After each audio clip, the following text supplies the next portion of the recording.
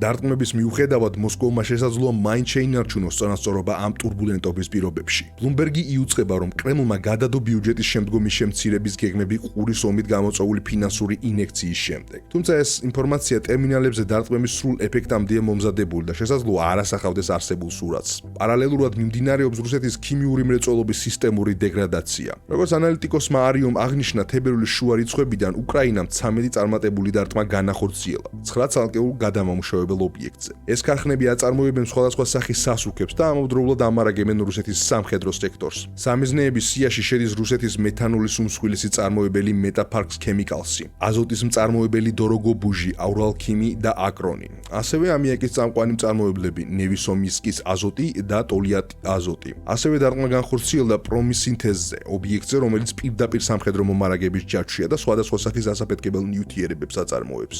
რამდენიმე ამ ობიექტზე დარტყმა განხორციელდა FP5 ფლამინგოს ტიპის რაკეტებით, მათ შორის ჩაპაევსკში მდებარე პრომსინთეზის ქარხანაზე, უკრაინის საზღვრებიდან დაახლოებით 1000 კილომეტრში, როგორც ეს მოცემულ კადრებში ჩანს.